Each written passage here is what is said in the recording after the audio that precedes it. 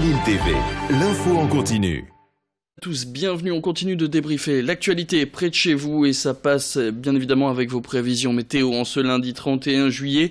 Un ciel changeant tout au long de la journée, des alternances de quelques petits rayons de soleil, malheureusement trop peu nombreux avec ces nuages parfois assez denses au-dessus de la métropole lilloise et du littoral. Quelques gouttes sont même possibles au vu de la densité de ces nuages qui vont survoler la région aujourd'hui. Mais la bonne nouvelle, c'est qu'il n'y a pas de grosses précipitations à venir. Au niveau des températures, cet après-midi, on attend 20 degrés au meilleur de la journée à Boulogne, 21 à Calais, 22 à Dunkerque et 23 à Lille.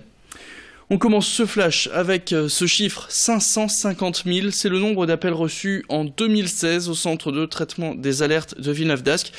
Vous vous doutez donc que les pompiers là-bas sont sur le pied de guerre 24 heures sur 24. En fait, ils gèrent les appels à l'aide depuis Dunkerque jusque l'extrémité sud de l'arrondissement de Lille.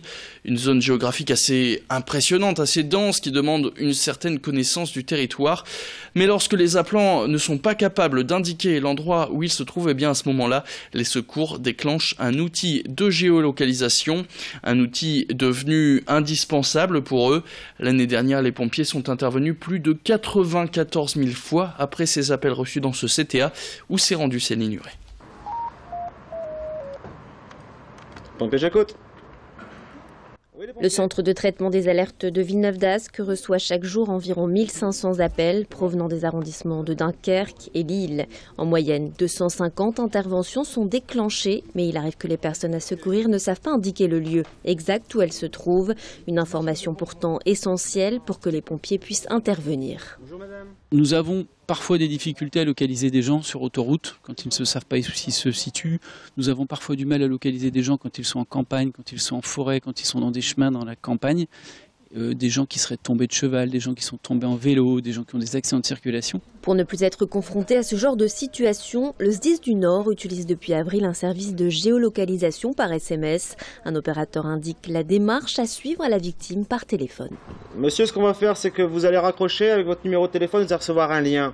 Et sur ce lien, vous allez cliquer, comme ça je vais pouvoir vous géolocaliser. D'accord ? L'opérateur de la salle opérationnelle va envoyer un lien SMS sur le téléphone portable du requérant. Il faut que le requérant dispose d'un téléphone smartphone géolocalisable. En recevant ce SMS, il va valider le lien sur une page internet. On reçoit en salle opérationnelle cette page internet avec une localisation précise.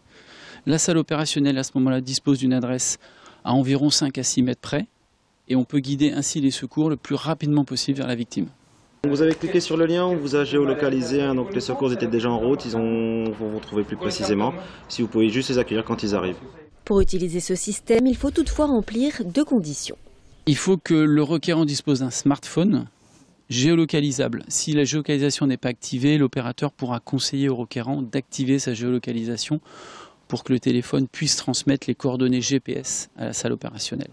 Chaque jour, entre 10 et 14 pompiers professionnels effectuent des gardes de 12 heures au CTA de Villeneuve-d'Ascq. Lorsqu'une personne compose le 18 ou le 112, le temps d'attente ne dépasse pas en moyenne les 7 secondes.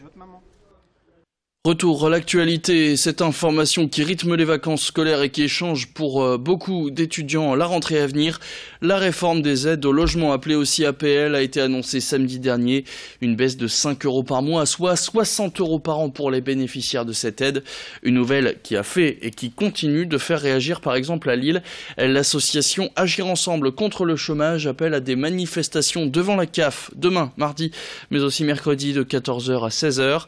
Le collectif qui va mener cette action nationale jusqu'au mois d'octobre ne compte pas laisser passer cette réforme qui tombe toujours sur le dos des personnes précaires les plus démunies, comme l'explique dans une lettre Serge Havé, le président régional et national de cette association. Alors en plus des manifestations, une pétition va être envoyée à l'Elysée pour réclamer l'annulation de cette décision. Emmanuel ne touche pas à mon APL, c'est son nom, ce peut être un verrou avant d'autres possibles réformes. Serge Havé, le président d'Agir Ensemble contre le chômage, au micro de Mathilde Baron. Que c'est inadmissible qu'on touche les plus démunis, les plus précaires. Donc cette pétition va avoir comme thème « Honte à M. Macron de s'en prendre aux plus démunis » et « Emmanuel, touche pas à mon APL ». C'est une action nationale qui va avoir lieu jusqu'au mois d'octobre hein, partout, à Bordeaux, à Clermont-Ferrand, à Paris, partout, pour faire revenir Macron sur cette décision. Et on ne laissera pas passer ça. Parce que si on laisse passer ça, d'autres choses vont arriver derrière, d'autres mauvais coups. Et on se demande pour la prime de rentrée scolaire, est-ce qu'elle va être versée ou diminuée? La prime de Noël. Après, on va taxer le RSA, on va taxer les allocations de chômage, on va taxer les petites retraites. Non mais il faut arrêter. Hein. Les gens n'en peuvent plus. Là. Et puis direction la côte, Calais précisément, vous présente Charlotte. Elle a 7 ans et elle est atteinte d'un rhabdomyosarcome, une sorte de tumeur derrière l'œil qui est très difficile à opérer. Alors pour se soigner, la jeune fille devait suivre une radiothérapie à Lille, mais cette méthode de soins s'est révélée dangereuse pour sa santé. Charlotte ira donc suivre une autre thérapie qui ne se fait qu'à Paris et elle devrait y rester jusqu'au mois d'octobre. Alors des soins qui ont bien évidemment un coût assez lourd pour les parents, mais ils ont quand même pu réunir cet argent grâce à la solidarité des Calaisiens, des Dunkerquois et même de Tourangeau qui ont répondu à cet appel au secours des parents. Alors grâce à l'argent récolté, des parents qui vont pouvoir rester dormir dans un camping près de l'hôpital où sera soignée leur fille. Notre journaliste Corentin Escaillé a rencontré Mélanie Ledet, la mère de Charlotte. La Calaisienne est toujours sous le coup de l'émotion après une telle mobilisation pour elle et sa fille. On pensait vraiment, avec les gens qu'on connaissait, qu'ils allaient donner une participation, mais on savait pas que ça aurait été aussi loin. Après, mes amis ils ont été mettre des pots dans des magasins et des gens qui sont venus taper à notre porte avec des enveloppes, avec des cartes.